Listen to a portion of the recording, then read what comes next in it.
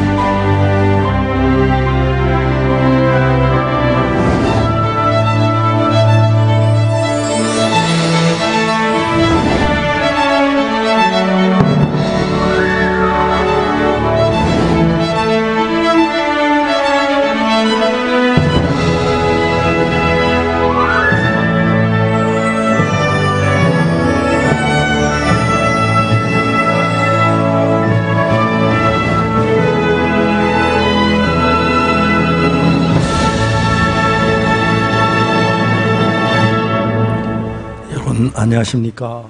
ସମସ୍ତଙ୍କୁ ନମସ୍କାର। 우리가 이렇게 모여서 하나님의 말씀을 ଏଠାରେ ଏକତ୍ରିତ ହେଇକି ଆମମାନେ ପରମେଶ୍ୱରଙ୍କର ବାକ୍ୟ ଶୁଣୁଛୁ। 그냥 이 말씀은 우리 귀에 들어와서 우리 마음의 자리를 잡고 ଏ ବାକ୍ୟ ଯେତେବେଳେ ଆମର ହୃଦୟରେ ପ୍ରବେଶ କରେ ଏବଂ ସ୍ଥାନ ଗ୍ରହଣ କରିଥାଏ, 여러분 누구든지 불문하고 ସେ ଯେ କେହି ବି ହଉନା କାହିଁକି ସେମାନେ ପରମେଶ୍ୱରଙ୍କର ଶକ୍ତି ଦ୍ୱାରା ପରିବର୍ତ୍ତିତ ହେବାକୁ ଆରମ୍ଭ କରିବେ। 그걸 생각하면 제가 말씀을 전하는 사람입니다. ମୁଁ ଯେତେବେଳେ ମୋ ନିଜ ବିଷୟରେ ଚିନ୍ତା କରେ ମୁଁ ସୁସମାଚାର ପ୍ରଚାରକ ହେଇପାରିଛି, ସେଥିପାଇଁ ମୁଁ ବହୁତ ଧନ୍ୟବାଦୀ ଅଟେ। ଆପଣମାନେ ମଧ୍ୟ ସମାନ ଥିବେ। 자신이 예수님 안에서 때로 뭐 부족할 때도 약할 때도 있지만 일하시는 것을 ଅନେକ ସମୟରେ ମୁଁ ଦୁର୍ବଳ ଅଛି, ମୁଁ କିଛି କରିପାରେନି, ମୁଁ ଅଯୋଗ୍ୟ ଥାଏ, କିନ୍ତୁ ପରମେଶ୍ୱର ମୋ ସହିତ ଅଛନ୍ତି। 이 말씀을 받아들이기만 ଯଦି କେବଳ ଆପଣ ସରଳ ଭାବରେ ବାକ୍ୟ ଗ୍ରହଣ କରିବେ, 말씀이 이야기하는 그 마음하고 여러분 마음하고 하나가 ବାକ୍ୟ ଯାହା କହୁଛି ସେହି ବାକ୍ୟ ସହିତ ଆପଣଙ୍କ ହୃଦୟ ଯଦି ଏକ ହବ, 부족하고 연약한 인간이 ତେବେ ଆପଣ କେବଳ ଦୁର୍ବଳ ଲୋକ ହେଇକି ଆଉ ରହିବେନି। 하나님으로 여러분 마음이 ପରମେଶ୍ୱର ଆପଣମାନଙ୍କୁ ପରିବର୍ତ୍ତନ କରିବେ। 그런 걸 보면 너무너무 신비하고 ସେ ବିଷୟ ଯେତେବେଳେ ମୁଁ ଦେଖେ ମୁଁ ବହୁତ ଆଶ୍ଚର୍ଯ୍ୟ ହୋଇଥାଏ। 지금 히브리 10장 이야기를 ମୁଁ ବର୍ତ୍ତମାନ ଏଭ୍ରି 10 ପର୍ବ ବିଷୟରେ କ୍ରମନ୍ୱୟ ଭାବରେ କହୁଛି। 히브리 10장 1절에 10절까지 ଆମେ ଏଭ୍ରି 10 ପର୍ବ 1 ପଦରୁ 10 ପଦ ପର୍ଯ୍ୟନ୍ତ ପଢିବା। 율법은 장차오는 좋은 일의 그림자여 참 형상이 아니므로 해마다 늘 드리는 바 같은 제사로 나오는 자들 언제든지 온전케 କାରଣ ବ୍ୟବସ୍ଥା ଆଗାମୀ ଉତ୍ତମ ଉତ୍ତମ ବିଷୟର ଛାୟା ସ୍ୱରୂପ ହୋଇ ସେହି ସବୁ ବିଷୟର ଅବିକଳ ପ୍ରତିମୂର୍ତ୍ତି ନ ହେବାରୁ ଯାଜକମାନଙ୍କର ବର୍ଷକୁ ବର୍ଷ ସର୍ବଦା ସେହି ଏକ ପ୍ରକାର ବଳି ଉତ୍ସର୍ଗ କରିବା ଦ୍ୱାରା ଉପାସକମାନଙ୍କୁ କଦାପି ସିଦ୍ଧ କରିପାରେ ନାହିଁ। 죄를 깨닫는 일이 없어. ଯଦି କରିପାରିଥାନ୍ତା ତେବେ ଉପାସକମାନେ ଥରେ ଶୁଚୀକୃତ ହୋଇ ବିବେକରେ ଆଉ ପାପର ବୋଧ ନ ପାଇବାରୁ ସେହି ସବୁ ବଳିର ଉତ୍ସର୍ଗ କ'ଣ ନିବୃତ୍ତ ହୋଇ ନଥାନ୍ତା? 이 제사들은 해마다 죄를 생각하게 하는 것입니다. କିନ୍ତୁ ସେହି ସବୁ ବଳିରେ ବର୍ଷକୁ ବର୍ଷ ପାପ ସ୍ମରଣ କରାଯାଏ। 이는 황소와 염소의 피가 너희 죄를 없이 하지 못한다. କାରଣ ବୃଷ ଓ ଛାଗର ରକ୍ତ ଯେ ପାପ ହରଣ କରିବ ଏହା ଅସମ୍ଭବ। 그러므로 세상에 임하실 때 가라사대 하나님 제사와 예물을 원치 아니하시고 오직 나를 위해 한 몸을 예비하시고 ସେଥିପାଇଁ ଖ୍ରୀଷ୍ଟ ଜଗତକୁ ଆଗମନ କରି କହନ୍ତି, ବଳିଦାନ ଓ ନୈବେଦ୍ୟ ନ ଲୋଡ଼ି ମୋ ନିମନ୍ତେ ଏକ ଶରୀର ପ୍ରସ୍ତୁତ କଲ। 전체로 범죄함과 속죄는 기뻐하지 아니하시나니 ହୋମ ବଳି ଓ ପାପାର୍ଥକ ବଳିରେ ତୁମ୍ଭେ ସନ୍ତୁଷ୍ଟ ହେଲ ନାହିଁ। 이에 내가 말하기를 하나님의 보시옵소서 두루마리 책에 나를 가리켜 기록한 것과 같이 하나님의 뜻을 행하려고 한다. ସେତେବେଳେ ମୁଁ କହିଲି, ଦେଖ ଶାସ୍ତ୍ରରେ ମୋ ବିଷୟରେ ଲେଖା ଅଛି, ହେ ଈଶ୍ୱର ତୁମ୍ଭର ଇଚ୍ଛା ସାଧନ କରିବାକୁ ମୁଁ ଆସିଅଛି। 말씀하시 제사와 예물과 전체로 범죄와 속죄는 원치도 아니하고 기뻐하지도 아니하신다 하셨고 이런 다 ଉପରେ ସେ କହନ୍ତି, ବଳିଦାନ ନୈବେଦ୍ୟ ହୋମ ବଳି ଓ ପାପାର୍ଥକ ବଳି ତୁମ୍ଭେ ଲୋଡ଼ିଲ ନାହିଁ କି ଅମ୍ବା ସେଥିରେ ତୁମ୍ଭର ସନ୍ତୋଷ ନଥିଲା, ଯାହା ସବୁ ବ୍ୟବସ୍ଥା ଅନୁସାରେ ଉତ୍ସର୍ଗ କରାଯାଏ। 보시옵소서 내가 하나님의 뜻을 행하러 왔나이다 하셨으니 그 첫 것을 폐하시 ତତ୍ପରେ ସେ କହନ୍ତି, ଦେଖ ତୁମ୍ଭର ଇଚ୍ଛା ସାଧନ କରିବାକୁ ମୁଁ ଆସିଅଛି, ଦ୍ୱିତୀୟଟି ସ୍ଥାପନ କରିବା ନିମନ୍ତେ ସେ ପ୍ରଥମଟି ଲୋପ କରନ୍ତି। 이 뜻을 쫓아 예수 그대의 몸을 단번에 들이심으로 말미암아 우리가 거룩 ଯୀଶୁ ଖ୍ରୀଷ୍ଟଙ୍କ ଶରୀର ଏକାଥରକେ ଉତ୍ସର୍ଗୀକୃତ ହେବା ଦ୍ୱାରା ସେହି ଇଚ୍ଛା ହେତୁ ଆମ୍ଭେମାନେ ପବିତ୍ରୀକୃତ ହୋଇଅଛୁ। 거기까지 읽었습니다. ମୁଁ 10 ପଦ ପର୍ଯ୍ୟନ୍ତ ପଢିଲି। 굉장히 많은 사람 ଅନେକ ଲୋକମାନେ ବାଇବଲ ପଢ଼ନ୍ତି। 이 말씀을 읽을 때 이 말씀을 말씀하시는 କିନ୍ତୁ ଯେତେବେଳେ ସେମାନେ ଏହି ବାକ୍ୟ ପଢ଼ନ୍ତି, ଏହି ବାକ୍ୟରେ ଯେଉଁ ଈଶ୍ୱରଙ୍କ ହୃଦୟ ଲେଖାଯାଇଛି, 하나님 이런 마음하고 하나가 ଯେତେବେଳେ ସେ ଈଶ୍ୱରଙ୍କ ହୃଦୟ ସହିତ ମଣିଷର ହୃଦୟ ଏକ ହବ, 마음으로 이 말씀을 받아들이게 되고 이 마음이 이런 마음 이루어 ଯଦି ଆପଣ ଈଶ୍ୱରଙ୍କର ହୃଦୟ ଗ୍ରହଣ କରିବେ ଏବଂ ସେହି ହୃଦୟ ଆପଣଙ୍କ ହୃଦୟରେ ଏକ ହେଇଯିବ, 하나님이 이로서 놀라 ସେତେବେଳେ ପରମେଶ୍ୱର ଆପଣଙ୍କର ହୃଦୟରେ ଆଶ୍ଚର୍ଯ୍ୟ ଭାବରେ କାର୍ଯ୍ୟ କରିବେ। 그게 너무 ତାହା ବହୁତ ଆଶ୍ଚର୍ଯ୍ୟଜନକ ଅଟେ। 제가 군대 이제 1900 죄송합니다. 자꾸 전도를 잊어버려서 ମୁଁ ଯେତେବେଳେ ଆର୍ମିକୁ ଗଲି, 제가 통신훈련소 이제 보병 교육을 대구 54단에서 마치고 ଆଉ ବେସିକ୍ ଟ୍ରେନିଂ ନେଲା ପରେ ମୁଁ ଦେଗୁରେ ଟ୍ରେନିଂ ନେଉଥିଲି, କମ୍ୟୁନିକେସନ୍ ଟ୍ରେନିଂ। ଆଉ ଅଞ୍ଜୁରେ ସେତେବେଳେ ଆମମାନଙ୍କର କମ୍ୟୁନିକେସନ୍ ସେଣ୍ଟର ଥିଲା। 이제 통신병들이 교육을 하는데 ଆଉ ଆମମାନଙ୍କର ସ୍ପେଶିଆଲିଟି ଟ୍ରେନିଂ ସେଇଠି ଥିଲା। 여러 가지 이제 교육을 ସେଇଠି ଆମମାନଙ୍କର ଗୋଟେ କୋର୍ସ ଅଛି ଯୋଉଠିକି ଆମମାନେ ବିଭିନ୍ନ ପ୍ରକାର ଟ୍ରେନିଂ ନେଇଥାଉ। Radio operator ROC radio operator training ମୁଁ ନେଉଥିଲି। ତାପରେ RVC ଅଛି, ତାପରେ ରେଡିଓ ଭଏସ୍ ଅପରେଟର। 목소리 한라산역에 낙동한 말로 ଆଉ ସେମାନେ ତା କୋଡ୍ ଦ୍ୱାରା, ଶବ୍ଦ ଦ୍ୱାରା, ଭଏସ୍ ଦ୍ୱାରା ସେମାନେ କହିବେ। 라고 해서 이건 유선 교환 ଆଉ ତାପରେ SOC ଥିଲା ଲାଇନ୍ କନେକ୍ସନ। 다음에 CXROC라고 해서 유선 반송 CSROC ଆମର ଥିଲା। 다음에 RROC रेडियो रिले이라고 해서 RROC ବୋଲି ଥିଲା, ଯୋଉଟାକି ହେଉଛି ରିଲେ ଅପରେଟିଂ କମ୍ୟୁନିକେସନ୍। 그런 코스죠. ଏହି ପ୍ରକାର ବିଭିନ୍ନ ପ୍ରକାର କୋର୍ସରେ ଆମେ training ନେଉଥିଲୁ। RVC나 SOC는 3주 RVC, SOC ଏମାନେ କେବଳ 3 ସପ୍ତାହ ପାଇଁ ଟ୍ରେନିଂ ନିଅନ୍ତି। 그다음에 CXROC, RROC 이것은 CSROC, RROC ଏମାନେ 5 ସପ୍ତାହ ଟ୍ରେନିଂ ନିଅନ୍ତି। 16주 ଆଉ ଆମମାନଙ୍କର ଯୋଉ ROC ଟ୍ରେନିଂ ଥିଲା, ଆମେ 16 ସପ୍ତାହ ଟ୍ରେନିଂ ନେଉଥିଲୁ। 하상원 학교가 있는 ଆମମାନଙ୍କର ସେଇଠି ଅଫିସର ସ୍କୁଲ ଥିଲା। 그 이등병이 하상원에서 16주 되면 하사가 되는데 ଆଉ 16 ସପ୍ତାହ ଟ୍ରେନିଂ ନେଲା ପରେ 우리 학교는 16주 마치면 이등병 1등 ଆଉ ସେଇଠି ଆମମାନେ 16 ସପ୍ତାହ ଟ୍ରେନିଂ ନେଲା ପରେ ଆମମାନେ ଫର୍ଷ୍ଟ ପ୍ରାଇଭେଟ ସୋଲଜର ହେଇଯିବୁ। 그 부대에서 이제 교육을 마치고 그 부대 이제 한 장교가 도와줘서 그 부대에서 제대하다가 ମୁଁ ସେ ଟ୍ରେନିଂ ବେସ୍ରେ ଟ୍ରେନିଂ ନେଲି। ଆଉ ଆମର ଅଫିସର ମୋତେ ସାହାଯ୍ୟ କରିବାରୁ ମୁଁ ଡିସଚାର୍ଜ ହେଲା ପର୍ଯ୍ୟନ୍ତ ସେଇ ବେସ୍ରେ ହିଁ ରହିଥିଲି। ପ୍ରତ୍ୟେକ ସପ୍ତାହ ଅନେକ ଲୋକମାନେ ଆମମାନଙ୍କର ସେଠିକୁ ଟ୍ରେନିଂ ନେବା ପାଇଁ ଆସୁଥିଲେ। 통신훈련에서 그렇게 좋았어. ଆଉ ସେଇ କମ୍ୟୁନିକେସନ୍ ବେସ୍ ମୋତେ ବହୁତ ପସନ୍ଦ ଥିଲା। ମୁଁ ଜଣେ ପ୍ରାଇଭେଟ ସୋଲଜର ଭାବରେ ମୋର ଜୀବନ ସାରା ରହିବା ପାଇଁ ଇଚ୍ଛା କରୁଥିଲି।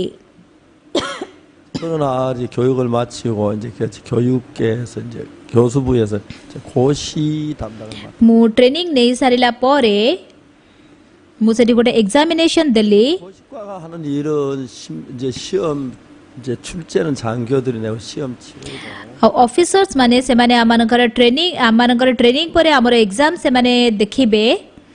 ଆଉ ତାପରେ ସେମାନେ କ୍ୟାଟେଗୋରାଇଜ କରିବେ। ଆଉ ତାପରେ ସେମାନେ ଯେତେବେଳେ ହେଡକ୍ୱାର୍ଟର୍ସକୁ ଆମମାନଙ୍କର ମାର୍କ ପଠେଇବେ, ସେତେବେଳେ ଆମେମାନେ ଡିସଚାର୍ଜ ହେବା ବେଳକୁ ସେ ମାର୍କ ଆମର ଗଣାଯିବ। 제가 이제 거기서 3년 동안 이제 ମୁଁ 3 ବର୍ଷ ଧରିକି ସେ ଗୋଟିଏ ଜାଗାରେ କାମ କରିଲି। ମୁଁ ବହୁତ ଖୁସି ହେଇଥିଲି। 저는 그 이등병으로 한 평생 거기 있으라 그래도 ଆଉ ଯଦି ଜଣେ ପ୍ରାଇଭେଟ ସୋଲଜର ଭାବରେ ଜୀବନ ସାରା ସେଠାରେ ମୋତେ ରହିବାକୁ କୁହାଯାଇଥାନ୍ତା, ମୁଁ ରହିପାରିଥାନ୍ତି। 신병들이 들어오면은 ପ୍ରତ୍ୟେକ ଶନିବାର ଦିନ ନୂଆ ସୈନ୍ୟମାନେ ଆସୁଥିଲେ ଟ୍ରେନିଂ ପାଇଁ। ଆଉ ମୁଁ ଯାଇକି ତାଙ୍କର ସିନିୟର ଥିବାରୁ ମୁଁ ତାଙ୍କୁ ପଚାରୁଥିଲି, ତୁମମାନଙ୍କ ମଧ୍ୟରୁ ଯିଏ ଯୀଶୁଙ୍କୁ ବିଶ୍ୱାସ କରୁଛ, ତୁମେ ମୋ ପାଖକୁ ଆସ। 이제 우리 부대 제일 큰 부대 일군 사령부인데 일군 사령부는 육군 대령이 군목이에요. ଆଉ ଫର୍ଷ୍ଟ ଆର୍ମି ବେସ୍ରେ ଆଉ ସେ 거기 예배에 한 25명 한 30명 ଆଉ ସେଇଠି ତାଙ୍କର ଜଣେ ଚାପ୍ଲିନ୍ ଥିଲେ, ଆଉ ଯିଏକି ସର୍ଭିସ୍ କରୁଥିଲେ। ଆଉ 10 ଜଣ 20 ଜଣ ତାଙ୍କର ସର୍ଭିସକୁ ଆସୁଥିଲେ, କିନ୍ତୁ ଆମର ବେସ୍ରେ ପ୍ରାୟ 80 ଜଣ ଆସୁଥିଲେ ସର୍ଭିସକୁ। ମୁଁ ଜଣେ ପ୍ରାଇଭେଟ ସୋଲଜର ହେଇକି ସେଠି ସୁସମାଚାର ପ୍ରଚାର କରୁଥିଲି। ମୁଁ ବହୁତ ଖୁସି ହଉଥିଲି ମୁଁ ସେ ବିଷୟରେ ଚିନ୍ତା କଲି 이 부대 집회가 뭐 ଏଇ ଆର୍ମି ବେସ୍ରେ ଆମେ ଗୋଟେ ଥର କନଫରେନ୍ସ କଲେ ବହୁତ ଭଲ ହବ ଆମେ ଗୋଟେ କନଫରେନ୍ସ କରିବା ପାଇଁ ଡିସାଇଡ୍ କରିଥିଲୁ ଆଉ ମୁଁ କ୍ୟାପ୍ଟେନଙ୍କର ରୁମ୍କୁ ଗଲି ଆଉ ସେ ମୋତେ କହିଲେ କ'ଣ କହିବାକୁ ଆସିଛ ମୁଁ କହିଲି ଆମେ ଗୋଟେ ଥର କନଫରେନ୍ସ କରିବାକୁ ଇଚ୍ଛା କରୁଛୁ କନଫରେନ୍ସ ମାନେ କ'ଣ 이 교육생들이 마음이 불안하고 초조한데 좋은 ଏଇଠି ଯେଉଁମାନେ ଟ୍ରେନିଂ ନେଉଛନ୍ତି ତାଙ୍କର ହୃଦୟରେ ସେମାନେ ଭୟଭୀତ ଅଛନ୍ତି ଆଉ ସେମାନେ ଡରୁଛନ୍ତି ଆଉ ସେଥିପାଇଁ ତାଙ୍କୁ ଭଲ ବାକ୍ୟ ଦ୍ୱାରା ପରିଚାଳନା କଲେ ଭଲ ହୁଅନ୍ତା କୋଉଠି କରିବ 예, 식당에 한 1000명 모이는데 이제 저녁에 그 오후에 저녁에 ଆଉ ପ୍ରାୟ 1000 ଜଣ ଆମର କ୍ୟାଫେଟେରିଆରେ ବସିପାରିବେ ଆଉ ସନ୍ଧ୍ୟାବେଳେ ଆମେ ସେଇଠି କରିଲେ ଭଲ ହୁଅନ୍ତା 제가 부탁해가지고 합창도 했 ଆଉ ଡାଉନ ଟାଉନରୁ ମୁଁ ଯୋଉ ଗୋଟେ କୟରକୁ ଇନଭାଇଟ୍ କରିପାରିବି 마음에 평안을 주는 그런 ଆଉ ତାଙ୍କର ହୃଦୟରେ ଆମେ ଶାନ୍ତି ଦେବା ପାଇଁ ଇଚ୍ଛା କରୁଛୁ ସେଥିପାଇଁ ମୁଁ ଏଇ ପ୍ରକାର କରିବାକୁ ଇଚ୍ଛା କରୁଛି 이야기 좀 더 깊이 들어가니까 그 강, ସେ ମୋତେ ପଚାରିଲେ ଗେଷ୍ଟ ସ୍ପିକର ଆସିକି କୋଉଠି ରହିବେ So where will the speaker stay? 예, 저 강사 내 잘 아는 사람이라서 교회에다가 ମୁଁ କହିଲି ଆଉ ସେ ଗେଷ୍ଟ ସ୍ପିକରକୁ ମୁଁ ଭଲରେ ଚିହ୍ନିଛି ସେଥିପାଇଁ ସେ ମୋ ସହିତ ଶୋଇପାରିବେ ଚର୍ଚ୍ଚରେ Put a bed in our church and they can sleep there with me. ନାଇଁ ହେଲେ ବି ଆଉ ଗେଷ୍ଟ ସ୍ପିକରକୁ ତମେ ହୋଟେଲରେ ରଖିବା ଦରକାର ନା ଏମିତି କରିଲେ ହବ କି ମୁଁ କହିଲି ନାଇଁ ଚଳିବ କିଛି ସମସ୍ୟା ନାହିଁ ତାହେଲେ ତ ସେ କ'ଣ ଖାଇବେ 식사는 어떻게 하냐? What about his meal? ଆଉ ମୁଁ ଯୋଉ କ୍ୟାଫେଟେରିଆରେ ଖାଉଛି ସେଇଠି ହିଁ ସେ ଖାଇପାରିବେ Meal with him from our cafeteria in our base. 아니 그러면 그 강사 ନାଇଁ ଆଉ ତାହେଲେ ତମେ ଗେଷ୍ଟ ସ୍ପିକରକୁ ଆମେ ଯୋଉ ଭାତ ଖାଉଛୁ ସେଇ ସମାନ ଭାତ ଦେବାକୁ ଇଚ୍ଛା କରୁଛ କି ହଁ ଚଳିବ ତମ ପାଇଁ ଚଳିବ ମୋ ପାଇଁ ନୁହେଁ If it's okay with you, ତମେ ଆଉ ଥରେ ମୋ ପାଖକୁ ଆସନି 나한테 두 번 다시 나오지 마. ଆଉ ଯେତିକି ପର୍ଯ୍ୟନ୍ତ ତମେ ତାଙ୍କୁ ଭଲ ଖାଇବାକୁ ପ୍ରସ୍ତୁତ କରିଦେଇ ପାରିନ 문제 해결되기 전까지는 ମୋ ପାଖକୁ ଆସିବନି ଆମର conference ହେଇପାରିଥାନ୍ତା 아, 집회가 다 됐는데 I thought it was almost done. 그래서 고민하다가 일군 사령부 군정 참모 ଆଉ ସେଥିପାଇଁ ମୁଁ ବହୁତ ଚିନ୍ତା କଲା ପରେ ଆଉ ତାପରେ ମୁଁ ଆଉ ସେଇଠି ତାଙ୍କଠୁ ଯିଏ ସିନିୟର ଅଫିସର ଥିଲେ ତାଙ୍କ ପାଖକୁ ମୁଁ ଗଲି 이제 그 군정 그 군목들이 ଆଉ ସାଧାରଣ ମିଲିଟାରୀ ଚାପ୍ଲେନ୍ ମାନଙ୍କୁ ସେମାନେ କେବେ ମଧ୍ୟ ସମ୍ମାନରେ କଥା ହୁଅନ୍ତିନି 연수 왔어요. ସେ ମୋତେ ପଚାରିଲେ ତମେ କ'ଣ ଜଣେ ରିଲିଜିୟସ୍ ସୋଲଜର କି ମୁଁ କହିଲି 우리 부대 군정교수 내가 한 거지.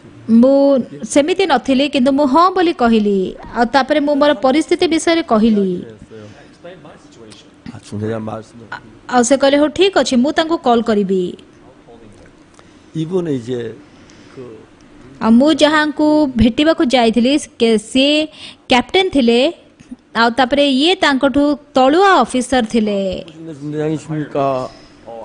Are you the officer in charge of religion? 그 ଆଉ ସେ କହିଲେ ସେ ପ୍ରାଇଭେଟ ସୋଲଜର ଓକ୍ସୁ ପାର୍କ ଆସିଥିଲେ ଆଉ ତମେ କ'ଣ ସେ ବିଷୟରେ ଭାବୁଛ ମୁଁ ଜାଣିନି ଆଉ ସେ କହିଲେ ଖାଇବାର ସମସ୍ୟା ଅଛି ଖାଦ୍ୟର ସମସ୍ୟା ଅଛି ସେ କହିଲେ ମୁଁ ଯଦି ତାର ଦାୟିତ୍ୱ ନେବି ମୁଁ ଯଦି ତାଙ୍କର ସେ ଖାଦ୍ୟର ଦାୟିତ୍ୱ ନେବି ତାହେଲେ ତମେ ତାଙ୍କୁ ଆଲାଉ କରିପାରିବ ନା 허락을 해주십시오.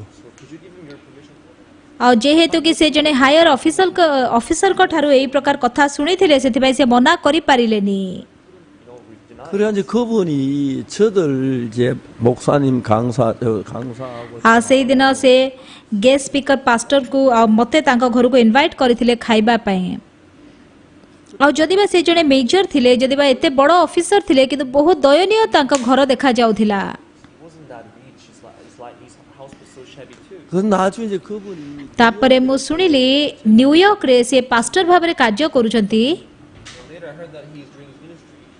ସେ ପାଷ୍ଟର ଭାବରେ କାମ କରୁଥିଲେ ନ୍ୟୁୟର୍କରେ କିନ୍ତୁ କିଛି ଦିନ ପୂର୍ବରୁ ସେ ଜଗତ ଛାଡ଼ି ଚାଲି ଯାଇଛନ୍ତି Passed away a couple years ago. 참 나를 ସେ ସବୁବେଳେ ମୋ ପାଖକୁ ଆସିକି ପଚାରିବେ ତମର କିଛି କଷ୍ଟକର ବିଷୟ ନାହିଁ ତ He visited our base once in a while and he came for me and said, "These are difficult things." 그 집회를 하면서 ଯେତେବେଳେ ସେ କନଫରେନ୍ସ ଆମେମାନେ କରୁଥିଲୁ ସେତେବେଳେ ଅନେକ ଜଣଙ୍କୁ ମୁଁ ସୁସମାଚାର ପ୍ରଚାର କରିପାରିଲି 그리고 이제 그 ଆଉ ତାପରେ ମୁଁ ଗୋଟେ କୟରକୁ ଇନଭାଇଟ୍ କଲି ସେମାନେ ଆସିକି ଗୀତ ମଧ୍ୟ ଗାଇଲେ Car in downtown and they came and they sang for them. 이거 뭐 별거 아니지 몰라. ଯଦିବା ଏଇଟା ଏତେ ବଡ଼ ବିଷୟ ନୁହେଁ କିନ୍ତୁ ମୁଁ ସେମିତି କରିପାରିଥିଲି ସେଟା ମୋ ପାଇଁ ବହୁତ ସନ୍ତୁଷ୍ଟର ବିଷୟ ଥିଲା I was very satisfied. ମୁଁ ଯେତେବେଳେ ଆର୍ମିରେ 3 ବର୍ଷ ରହିଲି 동안 지나면서 During my 3 years of military life, 군대 간다고 인사할 때는 어른들이 돈 ମୁଁ ଯେତେବେଳେ ଆମର ବୟୋଜ୍ୟେଷ୍ଠ ଲୋକମାନଙ୍କୁ ଭେଟିବା ପାଇଁ ଗଲି ସେମାନେ ମୋତେ ବହୁତ ଟଙ୍କା ଦେଇଥିଲେ ଆଉ ସେତେବେଳେ ମୁଁ ଚିନ୍ତା କଲି ମୁଁ ଈଶ୍ୱରଙ୍କୁ ବିଶ୍ୱାସ କରୁଛି ମୁଁ କେମିତି ଟଙ୍କା ନେଇକି ଯିବି 그때 저희들 장팔 ସେଇଠି ଛାଙ୍ଗଫାଲି ଚର୍ଚ୍ଚ ଅନେକ ଜଣ ଭାଇ ଭଉଣୀ ଥିଲେ ଯାହାଙ୍କ ପାଖରେ ବାଇବଲ ନଥିଲା Champali Church, they didn't have any, not many of them had the Bible. 걸어가지고 성 ଯେଉଁ ଭାଇ ଭଉଣୀଙ୍କ ପାଖରେ ବାଇବଲ ନଥିଲା ମୁଁ କିଣିକି ତାଙ୍କୁ ପୋଷ୍ଟରେ ପଠେଇଦେଲି 그때도 한 500원 କେବଳ 500 ୱନ୍ର ଗୋଟେ ଲୋଟ୍ ନେଇକି ମୁଁ ଗଲି ଆଉ ତାପରେ ସେଇଟା ମୋର ବାଇବଲରେ ରଖିକି ମୁଁ ସେଠି ଅଠା ଲଗେଇଦେଲି My back cover of my pocket Bible, and I just glued it. 근데 한 친구가 ଆଉ ମୋର ଜଣେ ସାଙ୍ଗ ମୋତେ କହିଲେ Because one of my friends in law is working off this, I gave that ଆଉ ମୁଁ 도장 색에 남는 30 ଆଉ ମୋ ପାଖରେ କେବଳ with 30 ones that I. 예, 군대 가니까 stamp କିଣିବା ପାଇଁକି 30 ୱନ୍ ଏକା ଥିଲା ତାଠୁ ଅଧିକ ନଥିଲା ସେମାନେ ମୋତେ ଟଙ୍କା ମାଗିଥିଲେ ଆଉ ପାର୍ଟି କରିବା ପାଇଁ 이제 처음부터 군대 들어가 ମୁଁ ପ୍ରଥମ ଦିନ ହିଁ ତାଙ୍କୁ କହିଥିଲି Joined the army base, I told them. ମୋର ଘର ହେଉଛି ବହୁତ ଗରିବ ସେଥିପାଇଁ ମୁଁ ଟଙ୍କା କିଛି ଆଣେନି ତାଙ୍କଠୁ ଆଉ ମୋତେ ସେମାନେ ଯାହା ଦରମା ଦେଉଛନ୍ତି ତାହା ତୁମେ ନେଇଯାଇପାରିବ କିନ୍ତୁ ମୁଁ ସେ ପାର୍ଟିକୁ ଯିବିନି 저는 회식에 안 참석하고 I never joined the 저는 ମୁଁ କେବେ ମୋ ଆର୍ମିକୁ ଯିବା ବେଳଠୁ ନେଇକି ଡିସଚାର୍ଜ ହେଲା ପର୍ଯ୍ୟନ୍ତ ମୁଁ କେବେ ବି କୌଣସି ପାର୍ଟିରେ ଯୋଗ ଦେଇନି 아무 문제가 안 되는 거예요. that didn't matter at all. ଆଉ ମୁଁ ଯେତେବେଳେ ଜୀବନ ବଞ୍ଚୁଛି ପରମେଶ୍ୱରଙ୍କ ଦ୍ୱାରା I walked along with Jesus in my life. 근데 주님 같이 동행하는 것 말고 주님 ଆଉ ଯେତେବେଳେ ଆମେ 같은 마음을 갖는 ପରମେଶ୍ୱରଙ୍କର କଥା ଶୁଣୁଛୁ ପରମେଶ୍ୱରଙ୍କ ଆମର ହୃଦୟରେ ଯୀଶୁଙ୍କର ହୃଦୟ ଅଛି 대로 The story in the Bible as it 말하는 그 부분에 나도 ଯଦି ଆମମାନଙ୍କର ହୃଦୟ ଯୀଶୁଙ୍କର ହୃଦୟ ସହିତ ଏକ ହେଇଯିବ 되면 if I accept it as it is and become one, ଆଉ ସେତେବେଳେ ସମସ୍ତ ବିଷୟ ମୋର ହେଇଯିବ 끝이 되는 the whole world would become ours. ଏଇଟା ଅତୁଳନୀୟ ଅଟେ But this is not something comparable. 우리가 corona ପାଇଁ ବର୍ତ୍ତମାନ ଆମେ କନଫରେନ୍ସ କରିପାରୁନୁ ସେଥିପାଇଁ ଆମେ କ'ଣ କଲୁ ଆମେ ଅନଲାଇନରେ କରିଥିଲୁ We did instead 온라인으로 했는데 was we did online. ଆଶ୍ଚର୍ଯ୍ୟ ଭାବରେ 276ଟା ବ୍ରଡକାଷ୍ଟିଂ ସିଷ୍ଟମ ଆମର ବାକ୍ୟ ପ୍ରସାରଣ କରିଥିଲେ ସାରା ବିଶ୍ୱରେ ଅନେକ ଲୋକମାନେ ମୋର ବାକ୍ୟ ଶୁଣିଲେ 항상 제 설교를 들었더라고요. So many people out throughout the world, they've heard our sermons. 그게 제 작년 ଆଉ 2 ବର୍ଷ ପୂର୍ବରୁ 재작년이었는데 That's 2 years ago. October November ମାସରେ 656ଟା ବ୍ରଡକାଷ୍ଟିଂ ଷ୍ଟେସନ ମୋର ବାକ୍ୟ ପ୍ରସାରଣ କଲେ 중계해 줘서 655 broadcasting stations. ଯେତେବେଳେ ଆମେମାନେ ସବସ୍କ୍ରାଇବର ମାନଙ୍କୁ ଗଣନା କରିଥିଲୁ ପ୍ରାୟ 200 କୋଟି ଲୋକ ମୋର ବାକ୍ୟ ଶୁଣିଥିଲେ ଆମେରିକାରେ ଯେତେବେଳେ ମୋର ବ୍ରଡକାଷ୍ଟ ବାକ୍ୟ ପ୍ରସାରଣ ହେଲା ଆଫ୍ରିକାନ ଲୋକମାନେ ମୁଁ ଯେତେବେଳେ ଆଫ୍ରିକାକୁ ଯାଇଥିଲି ଗତ ଥର ସେମାନେ ଆଶ୍ଚର୍ଯ୍ୟ ହେଇଗଲେ 모든 언론이 다 찾아와 저희 그 집회 해주고 ଆଉ ବହୁତ ବଡ଼ ବଡ଼ ମିଡ଼ିଆ ସେମାନେ ଆସିକି ଆମକୁ ମୋର ଇଣ୍ଟରଭ୍ୟୁ ନେବା ପାଇଁ କହୁଥିଲେ In our programs and reported on our work. 우리가 성경 ଆଉ ଯେତେବେଳେ ପରମେଶ୍ୱରଙ୍କର ହୃଦୟ ଆପଣ ବାଇବଲରେ ଦେଖିବେ Look into the heart of God in the Bible. 성경이 뭐냐면 율법은 장차 ଆଉ ବାଇବଲ କ'ଣ କହୁଛି ବ୍ୟବସ୍ଥା ଆଗାମୀ ଉତ୍ତମ ଉତ୍ତମ ବିଷୟର ଛାୟା ସ୍ୱରୂପ ହୋଇ ତାହା ଅବିକଳ ପ୍ରତିମୂର୍ତ୍ତି ନ ହେବାରୁ 오늘 ଆପଣମାନେ ଭଲରେ ଶୁଣନ୍ତୁ ଅଧିକାଂଶ ଲୋକମାନେ ଭାବୁଛନ୍ତି ଆମେ ବ୍ୟବସ୍ଥା ପାଳନ କରିବା ଦ୍ୱାରା ଆତ୍ମିକ ଜୀବନ ବଞ୍ଚି ପାରିବୁ Like today, they think that living after ବ୍ୟବସ୍ଥାକୁ ସେମାନେ 10 ଆଜ୍ଞା ବୋଲି ଭାବୁଛନ୍ତି 라고 말하는데 that was those 10 commandments and called the law. 율법 ବ୍ୟବସ୍ଥା ଆଗାମୀ ଉତ୍ତମ ଉତ୍ତମ ବିଷୟର ଛାୟା ମାତ୍ର ତାହା ବାସ୍ତବ ନୁହେଁ 진짜가 아니라는 겁니다. Real one. ଏହି ସତ୍ୟତାକୁ କିଏ ଜାଣିଥିବେ ପାଷ୍ଟରମାନେ କୋରିଆରେ ସେମାନେ ଭାବନ୍ତି ବ୍ୟବସ୍ଥା ପାଳନ କରିଲେ ମୁଁ ଆଶୀର୍ବାଦ ପାଇବି ବ୍ୟବସ୍ଥା ପାଳନ କଲେ ମୁଁ ବିଶ୍ରାମ ନେବି 신앙생활 잘한 거라고. ସେମାନେ ପାପ କରିବା ପାଇଁ ମନା କରନ୍ତି 이제 죄짓지 말라고. ଏହି ସମସ୍ତ ବିଷୟ ହେଉଛି ଛାୟା ସ୍ୱରୂପ ଏହା ବାସ୍ତବ ବିଷୟ ନୁହେଁ 아니란 거예요. This is the shadow. This is not the genuine thing. ଆମମାନେ ବ୍ୟବସ୍ଥାକୁ 3ଟା ଦିଗରୁ ଦେଖିପାରିବା Three aspects of the 첫 번째 이제 그 율법이라고 율법서 성경 그 참 Genesis, Exodus, Leviticus, Numbers ଆଉ Deuteronomy ଏହି ତିନିଟା ପୁସ୍ତକକୁ ମୋଶାଙ୍କ ଦ୍ୱାରା ଲିଖିତ ପୁସ୍ତକକୁ ବ୍ୟବସ୍ଥା ବୋଲି କୁହାଯାଏ। 다음에 이제 율법 언약을 ତାପରେ ସିନୟ ପର୍ବତରେ ଯେଉଁ 10 ଆଜ୍ଞା ମୋଶା ପାଇଥିଲେ ତାକୁ ମଧ୍ୟ ବ୍ୟବସ୍ଥା କୁହାଯାଏ। called law. 그 율법을 따라 양을 잡고 소를 잡아 ଏବଂ ଯେଉଁ ବ୍ୟବସ୍ଥା ଦ୍ୱାରା ପାପାର୍ଥକ ବଳି ଉତ୍ସର୍ଗ କରାଯାଏ ସେହି ବ୍ୟବସ୍ଥାକୁ ମଧ୍ୟ ବ୍ୟବସ୍ଥା କୁହାଯାଇ ପାରିବ। That can also be called 그 히브리 every 10 ପର୍ବର ଏକ ପଦରେ 율법은 장차오는 ବ୍ୟବସ୍ଥା ଆଗାମୀ ଉତ୍ତମ ଉତ୍ତମ ବିଷୟର ଛାୟା ସ୍ୱରୂପ ହୋଇ ସେହି ସବୁ ବିଷୟର ଅବିକଳ ପ୍ରତିମୂର୍ତ୍ତି ନ ହେବାରୁ ବୋଲି ଲେଖାଯାଇଛି। 그거는 이제 뭘 가르쳐 ଏଠାରେ 율법을 따라 제사들은 그걸 이야기합니다.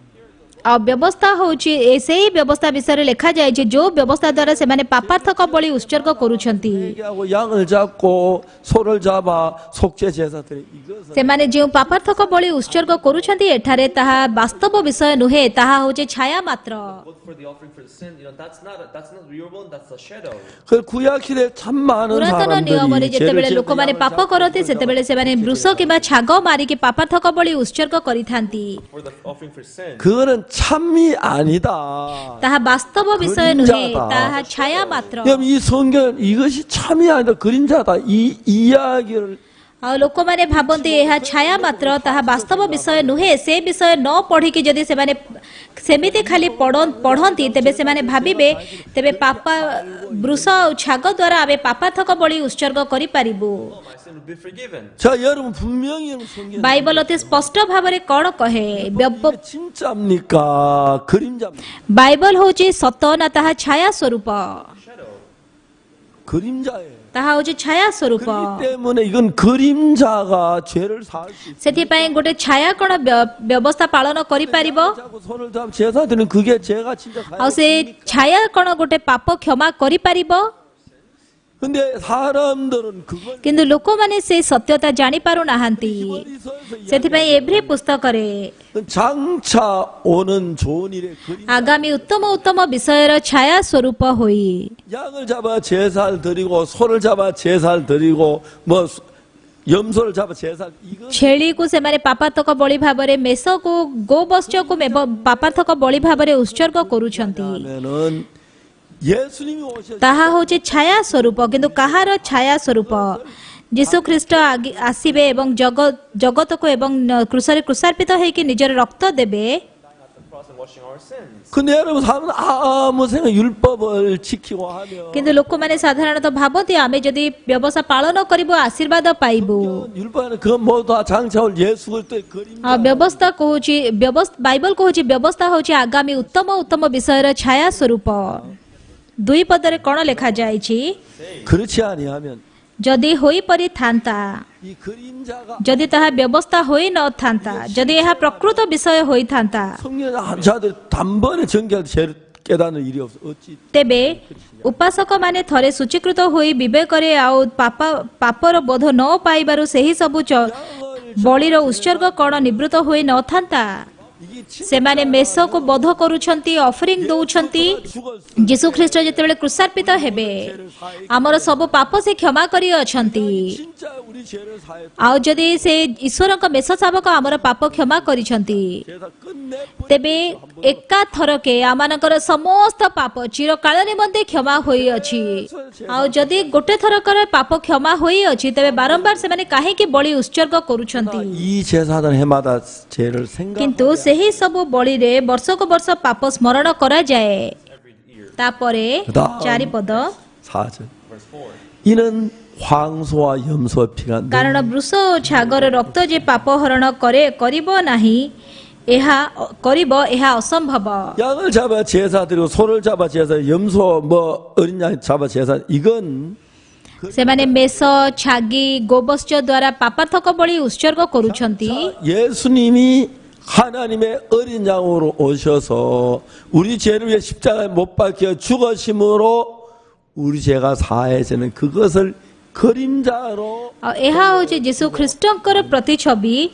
ଆଉ ଯିଏକି ଜଗତକୁ ଆସିବେ ଈଶ୍ୱରଙ୍କ ମେଷ ଶାବକ ଭାବରେ ଏବଂ ଆମମାନଙ୍କର ସମସ୍ତ ପାପ କ୍ଷମା କରିବେ। 지금은 황소나 염소나 ଆଉ ତୁମେ ଗୋଟେ ବୃଷ କିମ୍ବା ଛାଗ କିମ୍ବା मेषको बलि उत्सर्ग कर काहेकि परमेश्वर एमती कहिले God let them do that. 양이나 염소를 잡아 제사를 드리면 우리가 제가 आ जेतेबेले गोटे वृषको बध करूछंती बलि दउछंती सेतेबेले हमर पाप क्षमा होउछि बोली से माने जानिबे एवं एहा वास्तव विषय बोली से माने जानिबे एवं आमानकर प्रकृत प्रकृत मालिक होउछंती यीशु 우리 죄를 एवं यीशु होउछंती प्रकृत मेष शावक जे कि हमर पाप धोई देबे यीशु को दर्शाइबा पई व्यवस्था दिया जाई अछि चारि पद देखिबा Do you understand? 자 4절에 봅시다. कारण वृष ओ छागर रक्त जे पाप हरण करिब एहा असंभव 염소와 염소 피가 너희 बुझी पारिले 5 पद Bulls and goats should take away sin. 이제 이해가시죠? You understand? 자 5절 ସେଥିପାଇଁ ଖ୍ରୀଷ୍ଟ ଜଗତକୁ ଆଗମନ କରି କହନ୍ତି ବଳିଦାନ ଓ ନୈବେଦ୍ୟ ନ ଲୋଡ଼ି ମୋ ନିମନ୍ତେ ଏକ ଶରୀର ପ୍ରସ୍ତୁତ କର It's not, but a body has prepared. Thou prepared. 예수님께 이 세상에 오실 때에 Jesus came down on this. ଆଉ ଯେଉଁ ବୃଷ କିମ୍ବା ଛାଗ ଦ୍ୱାରା ସେମାନେ ପାପାର୍ଥକ ବଳି ଉତ୍ସର୍ଗ କରୁଛନ୍ତି ତାହା ପରମେଶ୍ୱର ପାଇବାକୁ ଇଚ୍ଛା କରୁନାହାନ୍ତି 이제 진짜 제사가 드려야 양이나 소가 아닌 The true offering that they have to give is not bull and goat. ଆଉ ସେଥିପାଇଁ ପରମେଶ୍ୱର ତାଙ୍କର ନିମନ୍ତେ ଏକ ଶରୀର ପ୍ରସ୍ତୁତ କଲେ ଯୀଶୁ ହେଉଛନ୍ତି ସ୍ୱର୍ଗ ରାଜ୍ୟର ଈଶ୍ୱର ସେଥିପାଇଁ ଈଶ୍ୱର 신이었기 때문에 God. 육체를 가지고 ଆଉ ଈଶ୍ୱର ହେଉଛନ୍ତି ଅନନ୍ତକାଳୀନ ସେଥିପାଇଁ ତାଙ୍କୁ କାର୍ଯ୍ୟ କରିବା ପାଇଁ ଗୋଟେ ମଣିଷର ଶରୀରର ଆବଶ୍ୟକତା ଥିଲା 를 통해서 The Virgin Mary. 육체를 입고 와서 ସେଥିପାଇଁ କୁମାରୀ ମରିୟମଙ୍କ ଦ୍ୱାରା ସେ ଜନ୍ମ ନେଉଛନ୍ତି ଆଉ ଯେପରିକି ଆଉ ସେ ବୃଷ କିମ୍ବା ଛାଗର ରକ୍ତ ଦ୍ୱାରା ଆମର ପାପ କ୍ଷମା ହେଉଛି ସେ ବିଷୟକୁ ଦର୍ଶାଇବା ପାଇଁ This is why he did this. ଯୀଶୁ ଯେତେବେଳେ ଜଗତକୁ ଆସିଲେ ସେତେବେଳେ ପରମେଶ୍ୱର ଆତ୍ମା ଭାବରେ ଆସିନାହାନ୍ତି କିନ୍ତୁ କୁମାରୀ ମରିୟମଙ୍କ ଦ୍ୱାରା ସେ ତାଙ୍କର ଶରୀରକୁ ଉଦ୍ଧାର ନେଇକି ଆମ ପରି ସମାନ ଶରୀର ନେଇକି ଜଗତରେ ଜନ୍ମ ହେଲେ 같은 몸을 입고 이 세상에 오셔서 Wearing the same body as ours, ଯୀଶୁ ତାଙ୍କ ନିଜ ଶରୀର ଆମ ନିମନ୍ତେ ବଳି ଦେଲେ he gave up his body as the sacrifice. 구약의 양이나 ଆଉ ସେ ବୃଷ ଏବଂ ଛାଗକୁ ମାରିବା ଦ୍ୱାରା କେବେ ମଧ୍ୟ ତାହା ପାପ ହରଣ କରିପାରେ ନାହିଁ ଆଉ ଯେହେତୁ କି ଯୀଶୁ ହେଉଛନ୍ତି ପ୍ରକୃତ ଈଶ୍ୱର 실제는 예수 그리스도이기 때문에 The very image of the thing, it was Jesus. 이제 예수님이 우리 이 구약 양을 잡아 제사 드리는 것처럼 제사를 드리기 위하여 이 땅에 몸을 입고 오셨다. ଆଉ ଯୀଶୁଙ୍କର ପୁରାତନ ନିୟମରେ ଯେମିତିକି ପାପାର୍ଥକ ବଳି ଉତ୍ସର୍ଗ କରାଯାଉଥିଲା ଯୀଶୁ ମଧ୍ୟ ତା କୃଷରେ ତାଙ୍କର ବଳି ଉତ୍ସର୍ଗ କରିଲେ 우리 죄를 속하는 이 ଏବଂ ଆମମାନଙ୍କର ପାପ ଚିରକାଳ ନିମନ୍ତେ କ୍ଷମା କରିବାକୁ ପରମେଶ୍ୱର କାର୍ଯ୍ୟ କରିଲେ 6 ପଦ Eternally through his body. 자, 그다음 6절 봅시다. Okay, let's look at verse 6. 번제 전체로 범죄한 속성 깊. ହୋମ ବଳି ଓ ପାପାର୍ଥକ ବଳିରେ ତୁମ୍ଭେ ସନ୍ତୁଷ୍ଟ ହେଲ ନାହିଁ 이건 하나의 그림자. ଏହା ହେଉଛି ଛାୟା ସ୍ୱରୂପ 예수님 이렇게 죄를 사할 것이라는 걸 보여주는 ଏହା ହେଉଛି ଏକ ଛାୟା ସ୍ୱରୂପ ଯେ ପରମେଶ୍ୱର ଯୀଶୁ ଖ୍ରୀଷ୍ଟ ମୋର ପାପ କ୍ଷମା କରିବେ 겁니다. It's not the very image of the thing, so he wouldn't have that. 7 ପଦ 예, 내가 말하기를 하나님 보시옵소서. 두루마리 책에 나를 가리켜 기록한 것 같이 내가 하나님 뜻을 ସେତେବେଳେ ମୁଁ କହିଲି ଶାସ୍ତ୍ରରେ ମୋ ବିଷୟରେ ଲେଖା ଅଛି ହେ ଈଶ୍ୱର ତୁମ୍ଭର ଇଚ୍ଛା ସାଧନ କରିବାକୁ ମୁଁ ଆସିଅଛି ତେବେ ସେଇ 양피지로 ଶାସ୍ତ୍ରର ଅର୍ଥ କ'ଣ 그래서 이제 신약에 와서는 ପୁରାତନ ନିୟମ ସେଇ 신약성이 기록된 양피지가 아니에요. ସେ ପାର୍ଚମେଣ୍ଟରେ ଲେଖାଯାଇଥିଲା କିନ୍ତୁ ନୂତନ ନିୟମରେ ତାହା ପାର୍ଚମେଣ୍ଟରେ ଲେଖାଯାଇନି 이 비싼 갈대로 만든 파피루스란 데다가 କିନ୍ତୁ ପେପର ପରି ଖାତାରେ କିମ୍ବା କୌଣସି ବଡ଼ ପେପରରେ ସେ 그러니까 ଲେଖାଯାଉଛି 이제 그 양가죽으로 만들어진 그 양 ଏ ଯୋଉ ପାର୍ଚମେଣ୍ଟ ଅଛି ଯୋଉଟା କି ମେଷର ଚମଡ଼ାରୁ ତିଆରି 잘한지 안 썼고 그러니까 ତାହା ବହୁତ ଦିନ ପର୍ଯ୍ୟନ୍ତ ରହିଥାଏ 구약 성경은 그대로 ସେଥିପାଇଁ ପୁରାତନ ନିୟମର ବାକ୍ୟ ଅନେକ ସ୍ଥାନରେ ତାହା ପ୍ରିଜର୍ଭ କରାଯାଇଛି 성경은 파피루스에 କିନ୍ତୁ 기록했기 ନୂତନ 때문에 ନିୟମ ପାପିରୁସରେ ଲେଖାଯାଇଥିଲା 쓴 것은 구약 성경보다 ବହୁତ ପରେ ପୁରାତନ ନିୟମଠୁ ବହୁତ ପରେ ଯଦି ବା ନୂତନ ନିୟମ ଲେଖାଗଲା 상해가지고 It was damaged. 어떤 사본은 없어. ଆଉ ସେଥିପାଇଁ କି ଯଦି ଆପଣ ବାଇବଲର କେତେ ବର୍ଷନ ଦେଖିବେ 파피는 손상이 많이 되고 କାହିଁକି ନା ସେଟା ମୂଳ ଭାଷାରେ ନାହିଁ ବୋଲି ଲେଖାଯିବ 로마의 참 이스라엘의 ଆଉ ଡେଡ୍ ସି ଏଇ ଯୋଉ ଅଛି ଇସ୍ରାଏଲର ଆଉ ବାଇବଲର ଗୋଟେ ବର୍ଷନ ଅଛି କୁମ୍ଲୁନ 군단계임은 ବର୍ଷନ 어느 날 사회에서 양치는 양치기가 Was shepherding, that area. 양을 한마디 ଆଉ ଜଣେ ସେଠି ତାଙ୍କର ଗୋଟେ ମେଷ ହରେଇ ଦେଲେ ଆଉ ସେ ତାଙ୍କର ସେ ମେଷକୁ ଖୋଜିଲା ବେଳେ 앞에 왔. ଆଉ ସେ ଗୋଟେ ଗୁମ୍ଫା ସାମ୍ନାକୁ ଆସିଲେ And the cave seemed to be so big and deep. 그 굴에 ଆଉ ଯେତେବେଳେ ସିଏ ସେ ଭିତରକୁ ପଶିଲେ ତାଙ୍କୁ ଟିକେ ଡର ମଧ୍ୟ ଲାଗୁଥିଲା 들어가 So as he was waiting there, 돌멩이나 ଆଉ 주워 ସେଥିପାଇଁ ସିଏ ଗୋଟେ ପଥର ଉଠେଇକି ସେଇ ଗୁମ୍ଫା ଭିତରକୁ ପକେଇଲେ 돌멩이 딱 떨어지는데 막 그 온기 그릇이 깨어지는. ଆଉ ଯେତେବେଳେ ସେ ଭିତରକୁ ସେଇ ପଥର ପକେଇଲେ କିଛି ଗୋଟେ ଭାଙ୍ଗିଗଲା ପରି ତାଙ୍କୁ ଶବ୍ଦ ହେଲା 그래가지고 이 양치기가 따라서 그 ଆଉ 안에 ଯେତେବେଳେ 들어가 ସେ 보니까 ମେଷପାଳକ ସେ ଭିତରକୁ ଗଲେ 던진 그 돌멩이가 항. ଆଉ ସେତେବେଳେ ସେ ଦେଖିଲେ ଯେ ସେ ଗୋଟେ ବଡ ମାଟି ହାଣ୍ଡି ଭାଙ୍ଗି ଦେଇଛନ୍ତି 그 항아리 안에 뭐가 있어? ସେ ମାଟି ହାଣ୍ଡି ଭିତରେ କଣ ଥିଲା 그 파피루스. ଆଉ ସେ 제가 파피루스 ଆଉ 양피지 ସେ ମେଷ ଚମଡ଼ାରେ ଲେଖା ଯାଇଥିବା ବାଇବଲ ଥିଲା 군난경이라고. ଆଉ ସେମାନେ ସେଥିପାଇଁ କି ତାକୁ କୁମ୍ରାନ ଭର୍ସନ ବୋଲି କହନ୍ତି 아주 그 몇백 년 몇천 년 된지 모르지만 ସେଟା କେତେ ବର୍ଷ ବିତିଗଲାଣି ମୁଁ ଜାଣିନି 이제 그 성경을 보관하기 위해서 그 당시 보관할 방법이 없으니까 ସେତେବେଳେ keep the Bible. 습기에 차지 않도록 하기 위해서 ଆଉ ଯେପରିକି ଲୋକମାନେ ସେ ତାହା ପଢି ପାରିବେ ଆଉ ସେଥିପାଇଁ କି ସେମାନେ ତାକୁ ଲୁଚେଇକି ପ୍ରିଜର୍ଭ କରିବା ପାଇଁ କି ସେଟା ଗୁଡେଇକି ସେଇ ମାଟି ହାଣ୍ଡି ଭିତରେ ରଖିଥିଲେ ଆଉ ସେ ବାଇବଲ କୁମ୍ରାନ ଭର୍ସନ ଠୁ ନେଇକି ବର୍ତ୍ତମାନ ପର୍ଯ୍ୟନ୍ତ ତାହା ପ୍ରାୟ ସମାନ ଅଟେ So, accurate. 그래서 그 군난경이 ଆଉ ସେତେବେଳେ 굉장히 ସେଇ 유명해졌어요. କୁମ୍ରାନ କେଭ ବହୁତ ପ୍ରସିଦ୍ଧ 근데 이제 ହେଇଗଲା 오늘 이제 대부분 그 신약은 그 파피루스 기록에 ନ୍ୟୁ ଟେଷ୍ଟମେଣ୍ଟର ଅଧିକାଂଶ ବାକ୍ୟ ପାପାଇରସରେ ଲେଖାଯାଇଛି 편지 형식으로 만든 그 글들이 ଆଉ ଯେଉଁ ବାକ୍ୟ ଲେଖାଯାଇଛି ପାଉଲଙ୍କ ଦ୍ୱାରା 굉장히 많이 손상이 돼. ସେଇ ବାକ୍ୟ ଅନେକ ଗୁଡେ ନଷ୍ଟ ହେଇଯାଇଛି 성경을 보니까 어떤 성경에는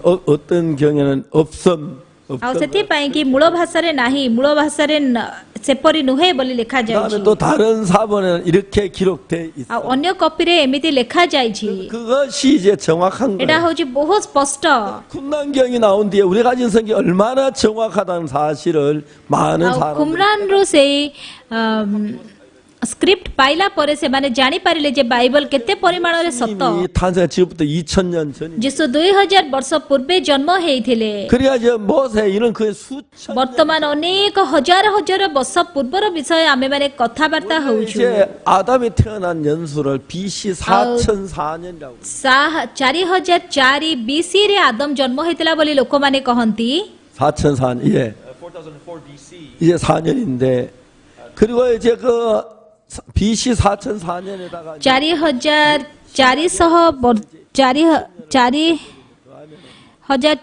ବର୍ଷ ପ୍ଲସ୍ ଯଦି 아담은 지금보다 한 6천 ମାନେ 60 ବର୍ଷ ଯଦି ମିଶେଇବା Assume that Adam must have existed about 6,000년 전에 아담하고 두 사람이 인구가 태어나. Adam ଆଉ ହବାଙ୍କ ଦ୍ୱାରା ଅନେକ ପୁତ୍ର ସନ୍ତାନ ପ୍ରସବ ହେଲେ ନୋହଙ୍କର ଯୁଗରେ ଅନେକ ଜଣ 전 ମରିଗଲେ 세계 인구가 이렇게 태어나게 된 ଆଉ 거예요. ନୋହଙ୍କର ରକ୍ତ ଦ୍ୱାରା ଅନେକ ଲୋକମାନେ ଉଦ୍ଧାର ପାଇଲେ 놀라운 것은 그 시대에 성경이 그대로 보존이 되었다니 ଆଉ 사실. ସବୁଠାରୁ ଆଶ୍ଚର୍ଯ୍ୟ ବିଷୟ ହଉଛି today. 그게 너무너무 신기한 거예요. That's what is so amazing.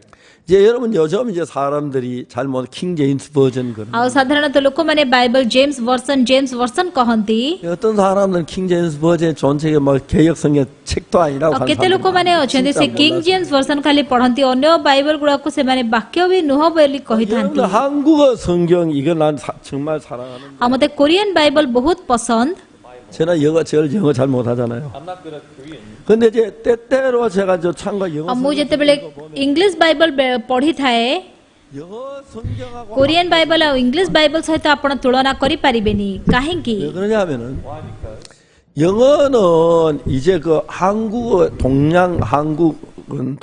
정신 문명이고 ଆଉ କୋରିଆନ ବାଇବଲ ସେଇଟା ଆମର ସାଉଥ ଇଷ୍ଟ ଏସିଆ ଦ୍ୱାରା ପ୍ରଭାବିତ ହେଇଛି 이제 서양 문명은 물질 문명이에요. that's mental civilization and Western ଆଉ ଏ civilization is more on 그때 କିନ୍ତୁ 이제 그 동양에는 정신적인 면으로 이제 문화가 발전해 왔어요. so this Eastern culture is based and developed on this 서양은 물질 세계라서 ଆଉ 문화가 ଯୋଉଟା କି ୱେଷ୍ଟର୍ଣ୍ଣ କଲଚର ଅଛି ସେଇଟା ମେଟେରିଆଲିଷ୍ଟିକ ଭାଷା 언어하고 서양 언어하고 명백하게 ସେଥିପାଇଁ ଇଷ୍ଟର୍ଣ୍ଣ ଭାଷା ଆଉ ୱେଷ୍ଟର୍ଣ୍ଣ ଭାଷା ସମ୍ପୂର୍ଣ୍ଣ ଭାବରେ ଭିନ୍ନ ବୋଲି ଆପଣ ଜାଣିପାରିବେ 신적인 것을 표현하는 이 표현이 너무너무 잘. ଆଉ ଯୋଉଟା କି ଇଷ୍ଟର୍ଣ୍ଣ ଭାଷା ଅଛି ଆଉ ସେଇଠି ମଣିଷର 근데 서양 언어는 정신적인 세계 ହୃଦୟକୁ ଏକ୍ସପ୍ଲେନ୍ କରିବା ପାଇଁ ଅନେକ ଗୁଡେ ଶବ୍ଦ ଅଛି 이야기를 그 표현이 କିନ୍ତୁ ୱେଷ୍ଟର୍ଣ୍ଣ ଭାଷାରେ ସେଇଠି ତାଙ୍କର ହୃଦୟକୁ ବାଣ୍ଟିବା ପାଇଁ ବେଶୀ ଶବ୍ଦ ନାହିଁ ଆଉ ସେମାନେ କିନ୍ତୁ ମେଟେରିଆଲ ବିଷୟ ଭଲରେ ବୁଝିପାରିବେ 영어하고 한국어 다른 게 Korean and English, they are different.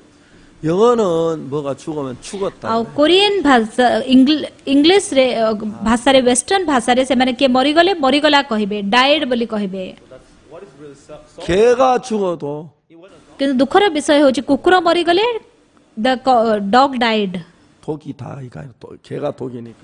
ଆଉ କୁକୁର ମରିଗଲା 다음에 그 뭐야 소가 죽어도 ଆଉ ଗାଈ ମରିଗଲେ 카우. ଗାଈ ମରିଗଲା 맞아.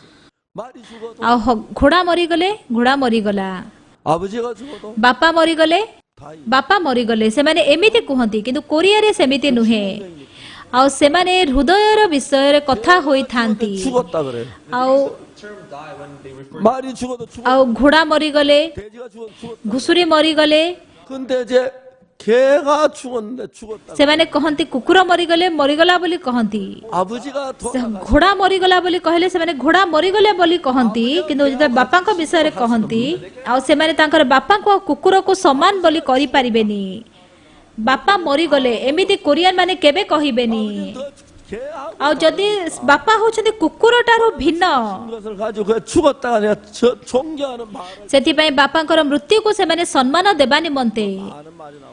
ସେଠି ଅନେକ ଗୁଡେ ଶବ୍ଦ ଅଛି 하셨다. 별세하셨다. ସିଏ ସ୍ୱର୍ଗବାସୀ ହେଇଗଲେ ସିଏ ଆଉ ନାହାନ୍ତି ସିଏ ଚାଲିଗଲେ 그런 거예요. ଏଇ ପ୍ରକାର 그러니까 이제 그런 면으로 ସେ କହିଥାନ୍ତି 보면 in that aspect. 영어 성경은 ଆଉ ସେଥିପାଇଁ ଇଂଲିଶ ବାଇବଲରେ 성경에서 보여지는 King James version 한국어 성경보다 Korean Bible ଅପେକ୍ଷା 단어 수가 훨씬 ବହୁତ ଅଧିକ ସେଠାରେ ଶବ୍ଦ ଅଛି 3대 5로 ଆଉ 5 ଭାଗରୁ ଯଦି ଦେଖିବେ 5:3 ରେସିଓରେ ଅଛି କଣ ପାଇଁ କି ଇଂଲିଶ ବାଇବଲରେ ଏତେ ଶବ୍ଦ ଅଛି 영어로 번역이 안 되는 ଆଉ ସେଠି ବହୁତ ଗୁଡେ କୋରିଆନ ଭାଷା ଅଛି ଯୋଉଟା କି ଆପଣ ଇଂଲିଶରେ ଏକ୍ସପ୍ଲେନ କରିପାରିବେନି 종종 미국 설교하다가 ଆଉ ବେଳେ ବେଳେ ମୁଁ କୁହେ 한국 사람 정이 많다 그래. ଆଉ କୋରିଆନ ଲୋକମାନେ ବହୁତ ସ୍ନେହୀ They have a lot of love, affection.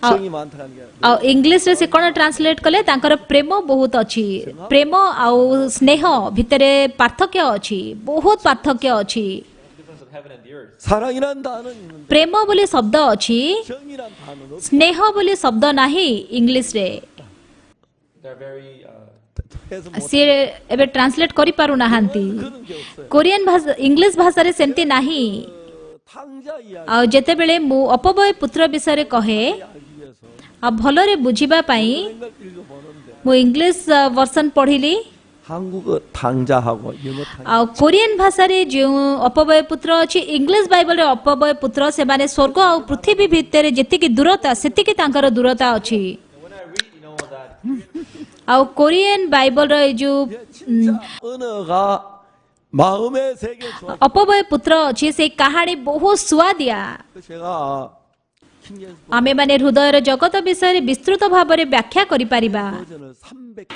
ଲୋକମାନେ କହନ୍ତି କିଙ୍ଗ ଜେମ୍ସ ଭର୍ସନ ବହୁତ ଭଲ 우리 교회에 있는 사역자 전부 다 하나씩 나누셨어요. ଆଉ ମୁଁ କୋରିଆନ କିଙ୍ଗ ଜେମ୍ସ ଭର୍ସନ ପଢିଲି 이거 읽어봐라. ମୁଁ ବାଇବଲ କିଣିକି ସମସ୍ତଙ୍କୁ ଦେଲି ପାଷ୍ଟର ମାନଙ୍କୁ ପଢିବା ପାଇଁ ଏଇ ବାଇବଲ ତମେ ପଢ ଆଉ ତ ଏଇଟା ବି ଆମେ ଗୋଟେ ଥର ପଢିବା ଯଦି କିଙ୍ଗ ଜେମ୍ସ ଭର୍ସନ ବାଇବଲ ହବ ଭଲ ହବ ତାହେଲେ ଆମେ ଚେଞ୍ଜ କରିଦେବା 이 한국어 성경 비교가 안 되는 거예요. ଯେତେବେଳେ ସେମାନେ ସେ ବାଇବଲ ପଢିଲେ 그래서 이 같은 언어도 이런 차이가 굉장히 ତାହା କୋରିଆନ ବାଇବଲ ସହିତ ଅତୁଳନୀୟ ଅଟେ 한국어를 영어로 번역한다. ଆଉ ତାଙ୍କର ଏଇ ଯୋଉ ଭାଷା ଅଛି ତା ଭାଷା ମଧ୍ୟ ବହୁତ ଭିନ୍ନ 성경을 영어로 된 성경을 한국어로 କୋରିଆନକୁ 번역한다. ଇଂଲିଶରେ ଟ୍ରାନ୍ସଲେଟ କରୁଛନ୍ତି 말도 안 돼요.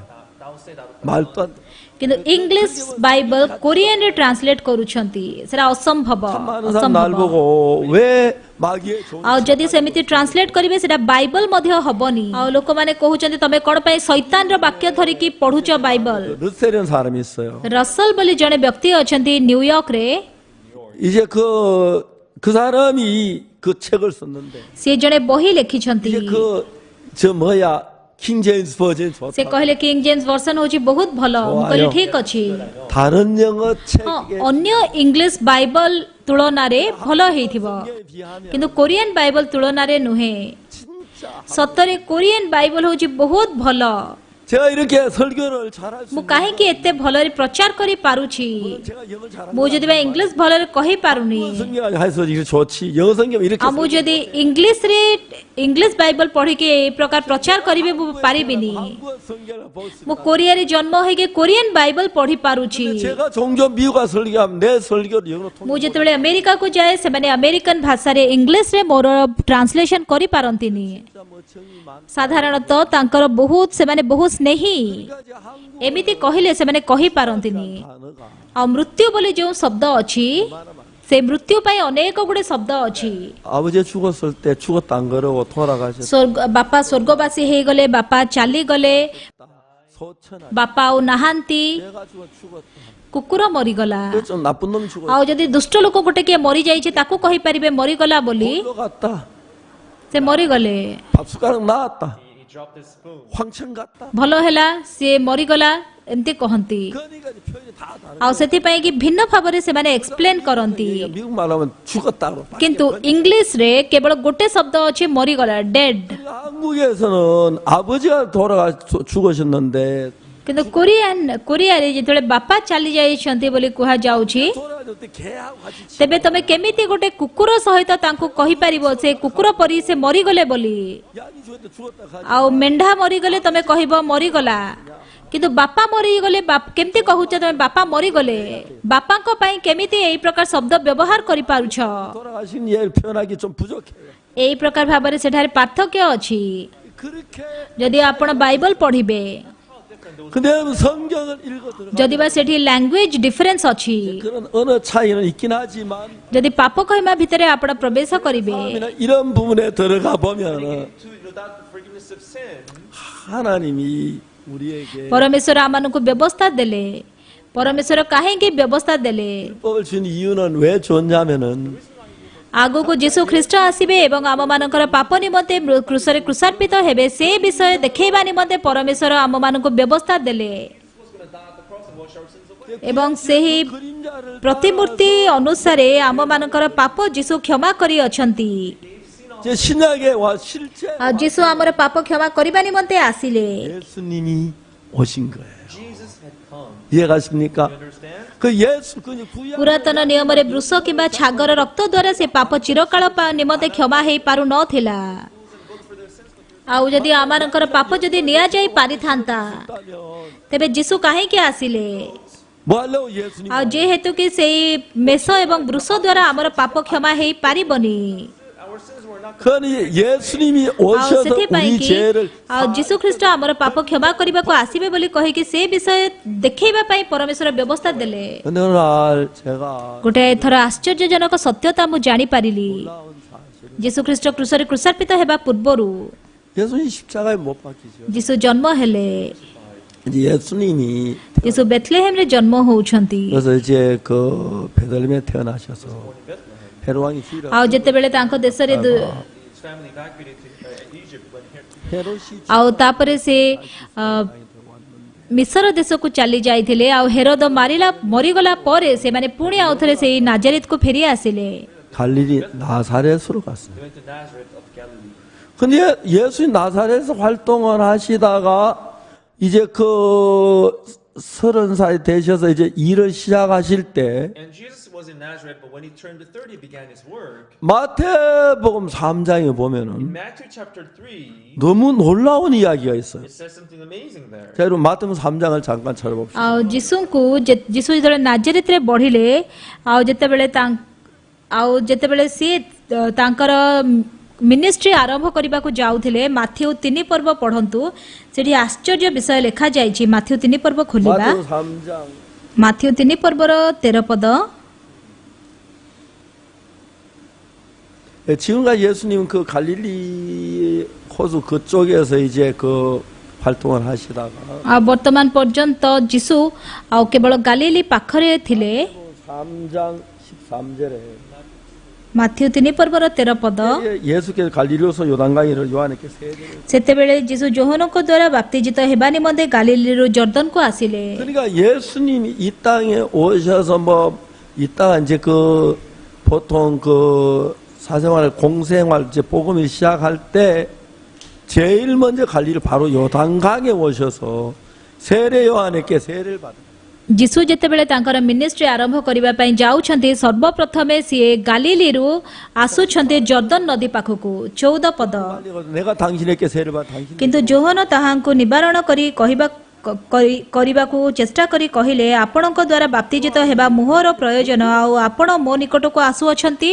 근데 15절 କିନ୍ତୁ 15 ପଦ ଯଦି ଦେଖିବେ 예수께 대답해 가서 이제 허락하라 우리 이와 같이 모든 ମାତ୍ର ଯୀଶୁ ତାଙ୍କୁ ଉତ୍ତର ଦେଲେ ଏବେ ସମ୍ମତ ହୁଅ କାରଣ ଏହି ପ୍ରକାରେ ସମସ୍ତ ଧର୍ମକର୍ମ ସାଧନ କରିବା ଆମ୍ଭମାନଙ୍କ ଉପଯୁକ୍ତ। ସେଥିରେ ସେ ତାହାଙ୍କ କଥାରେ ସମ୍ମତ ହେଲେ। ଏପରି ସମସ୍ତ ଧର୍ମକର୍ମ ସାଧନ କରିବା ଆମ୍ଭମାନଙ୍କର କର୍ତ୍ତବ୍ୟ। 모든 죄를 ତାର ଅର୍ଥ ହେଉଛି ସମସ୍ତ ପାପ କ୍ଷମା କରିବା। 요한에게 세례를 받는 것이 왜 모든에 합당하냐? ଆଉ ବାପ୍ତିଜକ ଯୋହନଙ୍କ ଦ୍ୱାରା କାହିଁକି ସେ ବାପ୍ତିଜିତ ହେବାର ଆବଶ୍ୟକ ଥିଲା? କାହିଁକି ଯୀଶୁ ଇଚ୍ଛା କରୁଥିଲେ ବାପ୍ତିଜିତ ହେବା ପାଇଁ? ଯୀଶୁ ପାପ କରିନାହାନ୍ତି, ସେଥିପାଇଁ ମନ ପରିବର୍ତ୍ତନର ବାପ୍ତିସ୍ମର ଆବଶ୍ୟକତା ନାହିଁ। କିନ୍ତୁ ମୁଁ ଗୋଟେ ବିଷୟ ଜାଣିପାରିଲି, 구약 레위기 4장 ଯଦି ଲେବିୟ 4 ପର୍ବ ଦେଖିବେ 속죄 제사 ସେଇଠି ପାପାର୍ଥକ ବଳି ବିଷୟରେ ଲେଖାଯାଇଛି। ଲେବିୟ 4 ପର୍ବ ଖୋଲିବା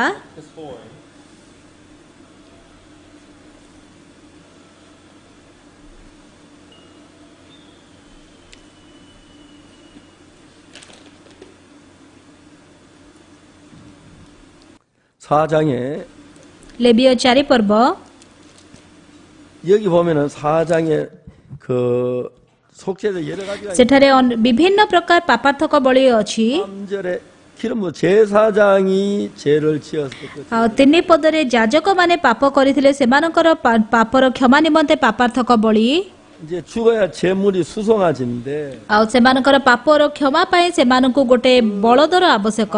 그 수송아지 해망문 요 앞에 끌어다가 그 수송아지 머리 안수하고 ପୁଣି ସେ ସମାଗମ ତମ୍ବୁ ଦ୍ୱାର ନିକଟରେ ସଦାପ୍ରଭୁଙ୍କ ସମ୍ମୁଖରେ ସେହି ଗୋବତ୍ସ ଆଣି ତାହା ମସ୍ତକରେ ହସ୍ତ ନିର୍ଭର ଦେଇ ସେଠାରେ ହସ୍ତ ନିର୍ଭର ବିଷୟରେ ଲେଖାଯାଇଛି। 제가 이제 지난 뒤에 ତାପରେ ଆଉ ଗୋଟେ ପାପାର୍ଥକ ବଳି ଅଛି। 예, 그 제사장이 ଯେତେବେଳେ ଯାଜକମାନେ ପାପ କରୁଛନ୍ତି 13 ପଦରେ 3절에 이스라엘 ଯେତେବେଳେ ସମଗ୍ର ମଣ୍ଡଳୀ ଇସ୍ରାଏଲର ପାପ କରନ୍ତି ଆଉ ସେତେବେଳେ କ'ଣ ଲେଖାଯାଇଛି? 수송아지를 가져와요. They need a bull of two. 15절에 그 수송아지 아우. 머리 안수하고 It says the congregation shall lay their 15 ପଦରେ ସେହି ଗୋବତ୍ସର ମସ୍ତକରେ ହସ୍ତ ନିର୍ଭର ଦେବେ। ତାପରେ ଆଉ ଟିକେ ତଳକୁ ଯଦି ଆପଣ ଯିବେ go down again. 자 이스라엘 온 해주의 그 다음에 27 ପଦରେ 7절에 In verse 27, 만일에 평민의 하나가 ଆଉ ସଦାପ୍ରଭୁ ଯାହା ନ କରିବାକୁ ଆଜ୍ଞା କରିଅଛନ୍ତି 그는 이제 흠없는 ଆଉ ବର୍ତ୍ତମାନ ନିଖୁନ୍ତ ଗୋବତ୍ସ ସେ ନେଇକି ଆସୁଛନ୍ତି, you shall then bring the female ଯିଏକି ନିଖୁନ୍ତ। 29절에 그 속죄 29 ପଦରେ ପୁଣି ସେ ସେହି ପାପାର୍ଥକ ବଳିର ମସ୍ତକରେ ହସ୍ତ ନିର୍ଭର ଦେଇ 제가 이제 여기 ଏଇ ବାଇବଲ ପଢିଲା ବେଳେ ମୁଁ ଆଶ୍ଚର୍ଯ୍ୟ ହେଇଗଲି। Bible, I thought about it. 왜 수송아지나 양 କାହିଁକି ସେ ବଳଦ କିମ୍ବା ମେଷ କିମ୍ବା ଛାଗିର ମସ୍ତକରେ ସେମାନେ ହସ୍ତ ନିର୍ଭର ଦଉଛନ୍ତି? ଆମମାନେ ଯେତେବେଳେ ପାଷ୍ଟର ଅର୍ଡିନେସନ କରୁଛୁ ଆମେ ହସ୍ତ ନିର୍ଭର ଦଉଛୁ, ଏଲ୍ଡର ଅର୍ଡିନେସନ କଲା ବେଳେ ହସ୍ତ ନିର୍ଭର ଦଉଛୁ। 염소가 ଗୋବତ୍ସ ମେଷ କିମ୍ବା ଛାଗ ସେ ପାଷ୍ଟର କି ଏଲ୍ଡର ହେବେନି। 그건 이해 ମୁଁ ତାହା ବୁଝିପାରୁନଥିଲି। 그거 ତାହା ବୁଝିବା ପାଇଁ ମୁଁ ବହୁତ ବାକ୍ୟ ପଢିଲି। ବାଇବଲର ପ୍ରତ୍ୟେକ ବାକ୍ୟର ସଙ୍ଗିନୀ ଅଛି। 그 문제에 푸는 열쇠 ଆଉ ଯେତେବେଳେ ସେ କିଛି ଖୋଲି ପାରୁନାହାନ୍ତି ତାର ଅର୍ଥ ସେଇ ତାଲାର ଚାବି ବାଇବଲର ଆଉ ଗୋଟେ ଜାଗାରେ ଅଛି। 왜 କାହିଁକି ସେ ହସ୍ତ ନିର୍ଭର ସେମାନଙ୍କୁ ଦିଆଯାଉଛି ମସ୍ତକରେ? 양이나 ଆଉ ସେ ଗୋଟେ ଛେଳି କାହିଁକି ହସ୍ତ ନିର୍ଭର ଗ୍ରହଣ କରୁଛି 제가 목사가 ଆଉ ମୁଁ କଣ ମୁଁ ଏଲ୍ଡର ନା ପାଷ୍ଟର ନା ଡିକନ କିଏ ଭାବରେ ମୁଁ 이해가 안 갔거든요. I could not understand. ସେ ଅର୍ଡିନେସନ କରାଯାଉଛି କିନ୍ତୁ ଲେବିୟ 16 ପର୍ବର 21 ପଦ ମୁଁ ପଢିକି ଆଶ୍ଚର୍ଯ୍ୟ ହେଇଗଲି 21절에 21 ପଦ 두 손으로 산 염소의 머리에 안수하여 이스라엘 자손의 모든 불의와 그 범한 죄를 고하고 그 죄를 ପୁଣି ହାରଣ ସେହି ଜିଅନ୍ତା ଛାଗର ମସ୍ତକରେ ଆପଣା ଦୁଇ ହସ୍ତର ନିର୍ଭର ଦେଇ ତାହା ଉପରେ ଇସ୍ରାଏଲ ସନ୍ତାନଗଣର ସମସ୍ତ ଅପରାଧ ଓ ସମସ୍ତ ଅଧର୍ମ ଓ ସମସ୍ତ ପାପ ସ୍ୱୀକାର କରିବ ଯେତେବେଳେ ସେଇ ଛାଗିର ମସ୍ତକରେ ହସ୍ତ ନିର୍ଭର ଦିଅନ୍ତି 우리 죄를 위해 죽어줄 것더만 그냥 ସେ ଛାଗି ଯଦି ବା ମରୁଛି କେବଳ ଆମମାନଙ୍କର ପାପ ପାଇଁ ଖାଲିରେ ସେ ମରିପାରିବନି କିନ୍ତୁ ହସ୍ତ ନିର୍ଭର ଦେଲା ପରେ ସେ ମରିବ To transfer their sin on the head of the goat. 그 예수님 왜 ତେବେ ପରମେଶ୍ୱର 죄를 받아야지? ଯୀଶୁ କାହିଁକି ବାପ୍ତିସ୍ମ ନେଲେ 죄를 ଯୀଶୁ ବାପ୍ତିସ୍ମ ନେଲେ ଆଉ ଯେମିତି କି ସେ 예수님은 죄를 ପାପ ଗ୍ରହଣ କରିବେ ସେ ମନ ପରିବର୍ତ୍ତନର ବାପ୍ତିସ୍ମ ଗ୍ରହଣ କରୁନାହାନ୍ତି When John the Baptist did not 이제 허락해라 우리 ଆଉ ଯୀଶୁ କଣ କହୁଛନ୍ତି ବର୍ତ୍ତମାନ ସମ୍ମତ ହୁଅ ଏହିପରି ସମସ୍ତ ଧର୍ମକର୍ମ ସାଧନ କରିବା ଆମ୍ଭମାନଙ୍କର କର୍ତ୍ତବ୍ୟ 제사에 ବାପ୍ତିଜକ ଯୋହନ ହଉଛନ୍ତି ଜଣେ ଯାଜକ ବାପ୍ତିଜକ ଯୋହନଙ୍କ ଦ୍ୱାରା ହସ୍ତ ନିର୍ଭର ଗ୍ରହଣ କରିବା ଦ୍ୱାରା receiving the laying of hands, ଏହି ଜଗତର ସମସ୍ତ ପାପ ଯୀଶୁଙ୍କ ଉପରକୁ ସ୍ଥାନାନ୍ତରିତ ହୋଇଅଛି which the sin of the world was transferred unto Mathi ଲିଖିତ ସୁସମାଚାରରେ ଏହି ପ୍ରକାର ଲେଖାଯାଇଛି the book of Matthew. 요한복음 1장 ଯୋହନ 1 ପର୍ବର 29 ପଦରେ 이튿날 요한 예수께 자기 나오시면 뽑아 ତହିଁ ଆର ଦିନ ବାପ୍ତିଜକ ଯୋହନ ଯୀଶୁଙ୍କୁ ତାଙ୍କ ଆଡ଼କୁ ଆସୁଥିବା ଦେଖି କହିଲେ ଏହି ଦେଖ ଈଶ୍ୱରଙ୍କ ମେଷ ଶାବକ ଯେ ଜଗତର ପାପ ବୋହି ନେଇ ଯାଆନ୍ତି 예수님이 ଯୀଶୁ ଯେତେବେଳେ ବାପ୍ତିଜକ ଯୋହନଙ୍କ ଦ୍ୱାରା ବାପ୍ତିସ୍ମ ଗ୍ରହଣ କଲେ ଓକ୍ସୁ ପାର୍କର ପାପ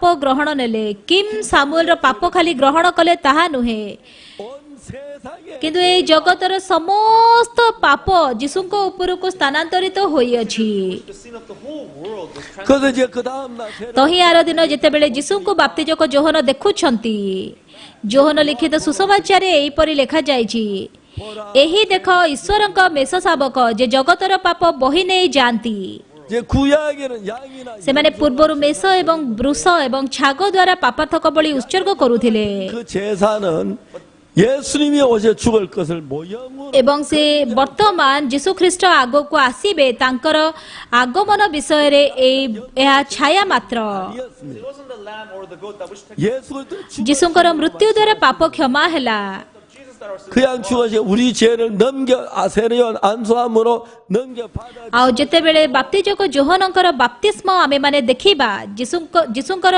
ବାପ୍ତିସ୍ମ ବାପ୍ତିଜକ ଯୋହନଙ୍କ ଦ୍ୱାରା ସେତେବେଳେ ଜଗତର ସମସ୍ତ ପାପ କ୍ଷମା ହୋଇଅଛି 영원히 eternally 씻어진 겁니다. washed. 그래서 이제 양이나 염소 가지고 안 되기 때문에 Because they didn't work by ଯୀଶୁ ନିଜେ କୃଷରେ କୃଷାର୍ପିତ ହେଲେ ବୃଷ ଏବଂ ଛାଗ ନୁହେଁ 오늘 사람들 ଏହି ସତ୍ୟତା ବିଷୟରେ ଲୋକମାନେ ଅଜ୍ଞ ଅଟନ୍ତି 끝이 났는 ସେଥିପାଇଁ ଯୀଶୁଙ୍କର କୃଷିୟ ମୃତ୍ୟୁ ବିଷୟରେ ଜାଣନ୍ତିନି 사람들이 କିନ୍ତୁ ସେମାନେ କହୁଛନ୍ତି ଆମେ ପାପୀ ବୋଲି ଆମେ ଧନ୍ୟବାଦୀ ଅଟୁଛେ what we are thankful about. 제가 이 사실을 처음에 구원받고 우리 교회 목사님 ମୁଁ ପାପରୁ କ୍ଷମା ପାଇସାରିଲା ପରେ ଆମ ମଣ୍ଡଳୀର ପାଷ୍ଟରଙ୍କୁ ଯେତେବେଳେ ଏ ବିଷୟରେ ପ୍ରଥମେ କହିଲି ସେ ତାହା ଗ୍ରହଣ କଲେନି ସେ ପାଷ୍ଟର ନିଜକୁ ପାପୀ କହୁଛନ୍ତି ସେ ଏଲ୍ଡର ମାନେ ନିଜକୁ ପାପୀ ବୋଲି କହୁଛନ୍ତି 너 웃기는 거죠. ଆଉ ମୁଁ କିଛି ଅଯୋଗ୍ୟ ଲୋକ କିନ୍ତୁ ମୁଁ କହୁଛି ମୋର ପାପ ନାହିଁ 다 나를 웃기는 거죠. ସମସ୍ତେ ମୋତେ କୌତୁକିଆ ବୋଲି କହିଲେ ତମେ ବହୁତ କୌତୁକିଆ ତମେ ବର୍ତ୍ତମାନ କଣ କହୁଛ 없다고. ତମେ ନିଜକୁ ସବୁଠାରୁ ଭଲ ବୋଲି କହୁଛ ଧାର୍ମିକ ବୋଲି କହୁଛ 잘 풀어줘. But I just explained it one time. ମୁଁ କିନ୍ତୁ ଗୋଟେ ପରେ ଗୋଟେ ତାଙ୍କୁ ଏକ୍ସପ୍ଲେନ କଲି 짱 놀래. ଅନେକ ପାଷ୍ଟର ମାନେ ସାରା ବିଶ୍ୱରେ ପରିବର୍ତ୍ତିତ ହଉଛନ୍ତି 이야기하는 사람 저밖에 없었어. ଆଉ ମୁଁ କେବଳ ଏଇ ପ୍ରକାର ହିଁ କହିପାରିବି 이단이라고 그랬는데 ଯଦିବା ସେମାନେ ମୋତେ ଭଣ୍ଡ କହୁଛନ୍ତି କିନ୍ତୁ ମୁଁ ଭୟ କରେନି କାହିଁକି ନା ମୁଁ ଠିକ ବିଷୟ କହୁଛି 다른 건 아니고 It's not anything else. 오늘날 죄인이라고 하는 많은 사람. ଅନେକ ଲୋକମାନେ ବର୍ତ୍ତମାନ ନିଜକୁ ପାପୀ ବୋଲି କହୁଛନ୍ତି ସେମାନେ ବାଇବଲ ଜାଣିନାହାନ୍ତି 양이나 염소가 죄를 못 사. ମେଷ ଏବଂ ଛାଗ ପାପ କ୍ଷମା କରିପାରିବନି ସେଥିପାଇଁ ପରମେଶ୍ୱର ଯୀଶୁଙ୍କୁ ପ୍ରସ୍ତୁତ କଲେ, ମରିୟମଙ୍କର ଶରୀର ପ୍ରସ୍ତୁତ କଲେ 우리가 받을 모든 형벌을 다. ଏବଂ ଯୀଶୁ ଆମମାନଙ୍କର ସମସ୍ତ ଦଣ୍ଡ ନିଜେ ବହନ କରିଲେ। 그래서 여러분 우리가 ସେଥିପାଇଁ ଆମର ପାପ କ୍ଷମା କରିଦିଅ ବୋଲି ଆମେ କହୁ କିମ୍ବା ନ କହୁ, 달라고 해도 제 ଆମମାନଙ୍କର ପାପ ଆମର ନିଜ ଦ୍ୱାରା କ୍ଷମା ହେଇପାରିବନି। କିନ୍ତୁ ଯେତେବେଳେ ଯୀଶୁ କ୍ରୁଶରେ କୃଷାର୍ପିତ ହେଲେ 이 세대 모든 사람의 죄값을 ଆଉ ସେତେବେଳେ ଏଇ ଜଗତର ସମସ୍ତ ଲୋକଙ୍କର ପାପର ଭାର ସେ ସମାଧାନ କରିଅଛନ୍ତି। ଆମେନ୍ ଆମେନ୍। ଆମେ ଏଇ ପ୍ରକାର ସୁସମାଚାର ପ୍ରଚାର କରୁଛୁ। ଏଇଟା ବହୁତ ଧନ୍ୟବାଦର ବିଷୟ। ବର୍ତ୍ତମାନ କରୋନା ପାଇଁ 예배를 드릴 수 없어서 ଆମେ ଅଫଲାଇନ୍ ୱର୍ସିପ୍ କରିପାରୁନୁ, ଆମେ ଅନଲାଇନ୍ ଦ୍ୱାରା କରୁଛୁ। 하나님이 세계 뭐 ସାରା 650 ବିଶ୍ୱରେ 656ଟା ବ୍ରଡକାଷ୍ଟିଂ ଷ୍ଟେସନ ବାକ୍ୟ ପ୍ରସାରଣ କରିଲେ।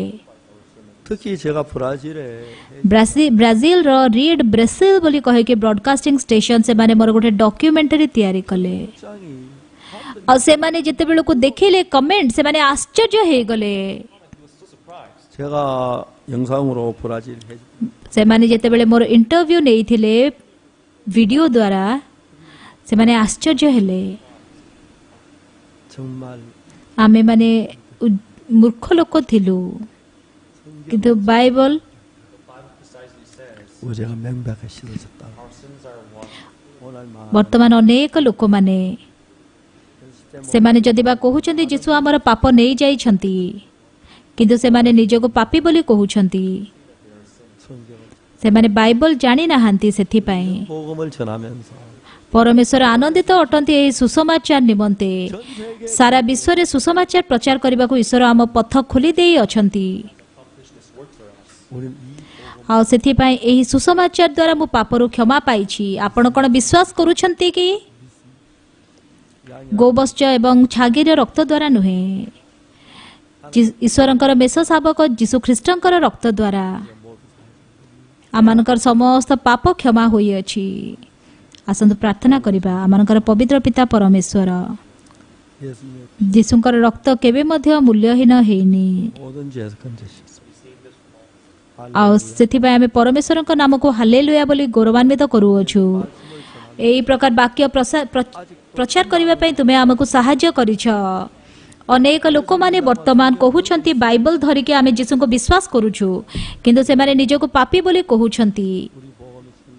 ଏହି ସୁସମାଚାର ପ୍ରଚାର କରିବା ପାଇଁ ତୁମେ ଆମମାନଙ୍କୁ ସାହାଯ୍ୟ କରୁଥିବାରୁ ଧନ୍ୟବାଦ। ଆଉ ସମସ୍ତଙ୍କୁ ତୁମେ ଆମେରିକାରେ ସାହାଯ୍ୟ କର। ଆଉ ସାରା ବିଶ୍ୱରେ ଯେମିତିକି ସୁସମାଚାର ଶକ୍ତି ଦ୍ୱାରା କାର୍ଯ୍ୟ କରିବ, ସେମିତି ତୁମେ ଆଶୀର୍ବାଦ କର।